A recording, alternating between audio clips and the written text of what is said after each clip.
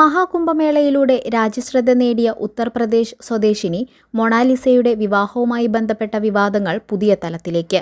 പെൺകുട്ടിക്ക് പ്രായപൂർത്തിയായിട്ടില്ലെന്ന ആശുപത്രി രേഖകൾ പുറത്തുവന്നതോടെ വിവാഹം നിയമവിധേയമാണെന്ന വാദമുയർത്തിയ കേരള പോലീസ് പ്രതിരോധത്തിലായി. വിവാഹത്തിനായി സമർപ്പിച്ച രേഖകൾ ഒറിജിനലാണെങ്കിലും അവ തയ്യാറാക്കാൻ നൽകിയ വിവരങ്ങളിൽ അട്ടിമറി നടന്നിട്ടുണ്ടോ എന്ന സംശയത്തിലാണ് അന്വേഷണ സംഘം. പെൺകുട്ടി ജനിച്ച ആശുപത്രിയിലെ രേഖകൾ പ്രകാരം 2009 ഡിസംബർ 30-നാണ് ജനന തീയതി.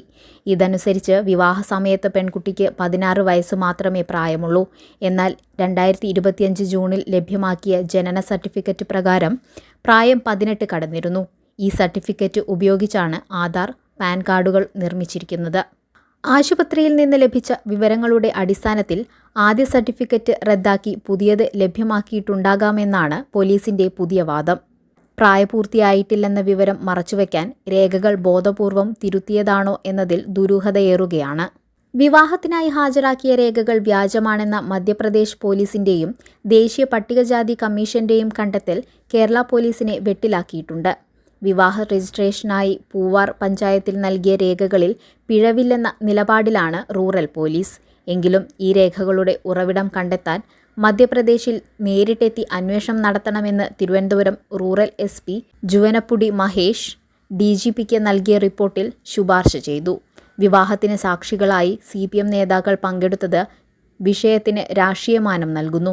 പ്രായപൂർത്തിയാകാത്ത പെൺകുട്ടിയുടെ വിവാഹത്തിന് ഒത്താശ ചെയ്തവർക്കെതിരെ കേസെടുക്കണമെന്ന ആവശ്യം ശക്തമാണ്.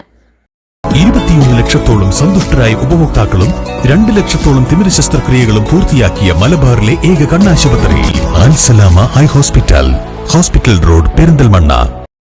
അതേസമയം പോക്സോ കേസിൽ പ്രതിയായ പെൺകുട്ടിയുടെ ഭർത്താവ് മുഹമ്മദ് ഫർമാന്റെ അറസ്റ്റ് തടഞ്ഞുകൊണ്ടുള്ള ഇടക്കാല ഉത്തരവ് ഹൈക്കോടതി മെയ് 20 വരെ നീട്ടിയിട്ടുണ്ട്.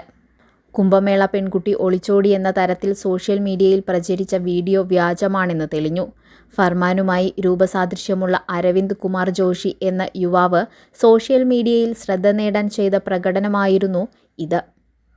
മറ്റൊരാളുടെ ജീവിതത്തെ ബാധിക്കുന്ന തരത്തിൽ വ്യാജ വാർത്തകൾ പ്രചരിപ്പിച്ചതിനെതിരെയും പ്രതിഷേധം ഉയരുന്നുണ്ട്. രേഖകളിലെ വൈരുദ്ധ്യവും പോലീസിന്റെ ഒളിച്ചുകളിയും അരുമാനൂരിലെ വിവാദങ്ങൾക്ക് വരും ദിവസങ്ങളിൽ കൂടുതൽ ചൂടുപകരുമെന്ന് ഉറപ്പാണ്.